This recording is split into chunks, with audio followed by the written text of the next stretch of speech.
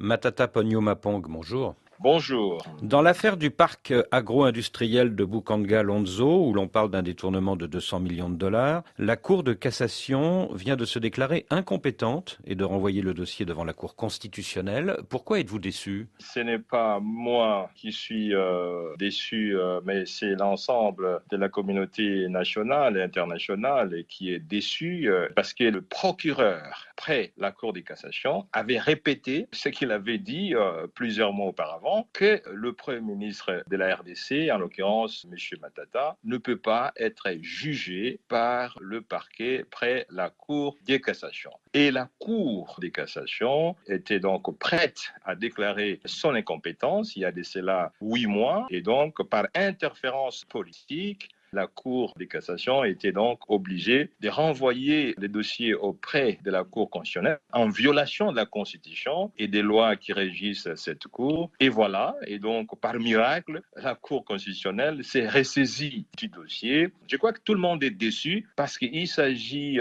finalement d'un théâtre judiciaire dont on ne sait pas quelle est la tête. Pourquoi parlez-vous d'interférence politique? Nous parlons de l'interférence politique parce qu'on voit depuis le début de ce processus judiciaire, il y a 2 ans, violation systématique de la Constitution et une violation systématique des lois régissant le fonctionnement de la Cour constitutionnelle et le fonctionnement de la Cour de cassation. Donc on s'est dit certainement qu'il y a des injonctions qui viennent du dehors. Et rappelez-vous de cette lettre que le procureur près la Cour de cassation avait écrite au président de la République pour lui demander des instructions quant à l'évolution du dossier. Et ça, c'est scandaleux. C'est une lettre qui date de quand? Et c'est une lettre qui date de février 2022. Et le président Tshisekedi a-t-il répondu à cette lettre? Non, il n'a jamais répondu à cette lettre qui a fait scandale parce qu'elle a circulé dans les réseaux sociaux. Mais le procureur, près la Cour de cassation, n'a jamais démenti non plus la véracité de cette lettre. Donc c'est une lettre vraie parce qu'elle est numérotée et qui a circulé dans les réseaux sociaux.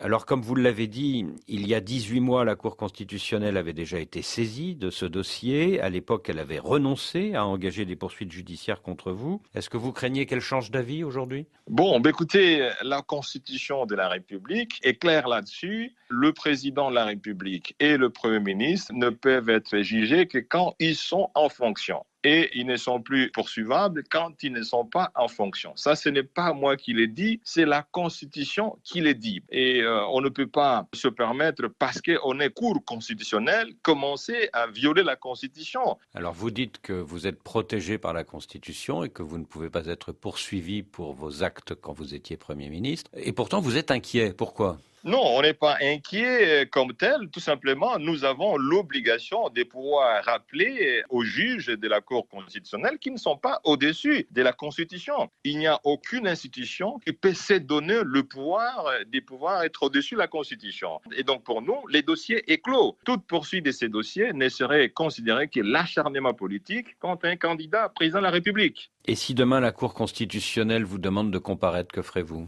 Bon, écoutez, nous allons leur rappeler ce que c'est le contenu de la Constitution. Et ce serait dramatique que la Cour constitutionnelle ose aller au-delà de ce que la Constitution lui donne comme compétence. Et nous osons croire que le juge de la Cour constitutionnelle, il y a 3 professeurs d'université, il y a un docteur en droit et il y a 2 magistrats qui ont fait carrière, je pense, et qu'ils devront certainement se rappeler qu'ils sont là pour pouvoir dire le droit et les bons droits et non pas pour dire la politique. Donc vous allez continuer de coopérer avec la justice congolaise. Mais on ne peut coopérer que dans les limites des prescriptions de la Constitution. Et je pense que la Cour constitutionnelle est certes la première à pouvoir respecter l'esprit et la lettre de la Constitution qui ne lui donne aucun pouvoir de pouvoir juger un ancien Premier ministre. Pourquoi votre avocat a-t-il parlé d'acharnement judiciaire contre vous? Oui, tout simplement parce qu'on ne peut pas comprendre que dans un pays où les détournements des fonds ont eu lieu, où les détournements des fonds continuent à se faire et que les coupables sont connus, qu'on n'engage pas de poursuite judiciaire contre ces gens-là, mais qu'on s'acharne contre quelqu'un qui n'a jamais détourné un dollar. Et je crois qu'il s'agit là d'un acharnement politique. Et pourquoi y aurait-il acharnement politique contre vous? Mais tout simplement parce que je suis un candidat président de la République. Et je peux vous le dire, il m'a été demandé de rejoindre l'Union sacrée et j'ai refusé. refusé de rejoindre l'Union sacrée. Voilà l'infraction politique que j'ai commise parce qu'il n'y a pas d'infraction judiciaire. C'est-à-dire que des proches du président vous ont proposé de rejoindre l'Union sacrée, c'est ça? Bien sûr, ça c'est connu de tout le monde. Je l'ai dit plusieurs fois, il n'y a personne qui a démenti jusque-là. Et qu'est-ce que vous avez répondu? J'ai refusé. Avez-vous été l'objet de chantage? Le chantage continue jusqu'aujourd'hui. Le meilleur chantage qu'il y a, c'est cet acharnement judiciaire. On instrumentalise les deux plus hautes cours qui puissent exister dans ce pays, la Cour constitutionnelle, la Cour de cassation, pour pouvoir contraindre quelqu'un à pouvoir rentrer dans un groupement politique. C'est du chantage, c'est de l'acharnement, pire et simple. Matata Ponyo Mapong, vous êtes donc candidat à la présidentielle de décembre prochain. Et le 14 avril dernier, à Lubumbashi, avec 3 autres candidats, Moïse Katumbi, Martin Fayoulou et Délice Essanga, vous avez annoncé que vous allez mener des actions communes contre le pouvoir du président Tshisekedi. Mais n'est-ce pas une alliance de circonstances entre 4 leaders politiques qui n'ont rien de commun sinon leur hostilité au pouvoir en place?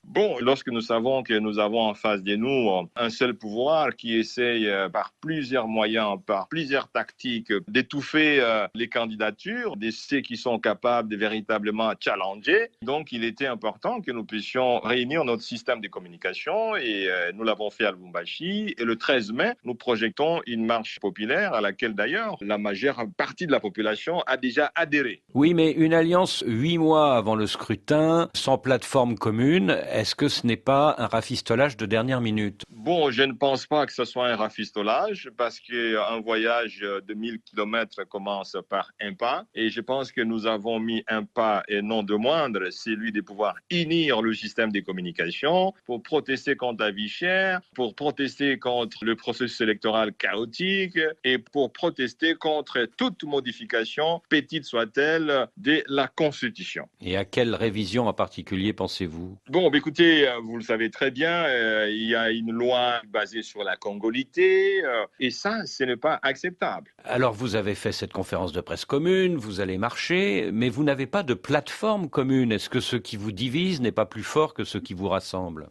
Toute fin a un début, tout résultat a un départ. Je crois que le plus important pour nous, c'est plutôt de voir le verre à moitié plein que de le voir à moitié vide. Peut-on imaginer une plateforme commune, un programme commun entre vous 4?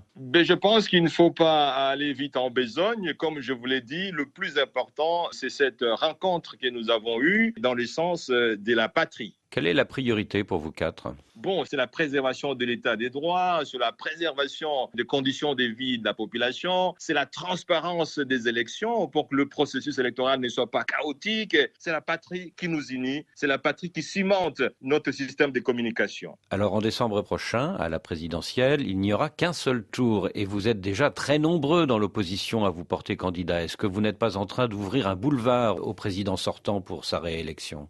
Écoute, nous ne venons que d'unir nos systèmes de communication, nos systèmes d'action en rapport avec la marche du 13 mai. Et je pense que toutes ces questions, le moment venu, seront examinées avec beaucoup de profondeur. Les meilleures réponses vont certainement prévaloir. Est-ce que vous pourriez vous entendre entre vous 4 pour qu'un seul de vous soit candidat et que les 3 autres le soutiennent? Écoute, je souhaite que vous me posiez cette question d'ici quelques mois. Il est temps pour nous de pouvoir davantage consolider notre système de travail. Et très concrètement, Monsieur Matata, est-ce que vous seriez prêt à renoncer à votre candidature pour soutenir l'un des 3 autres?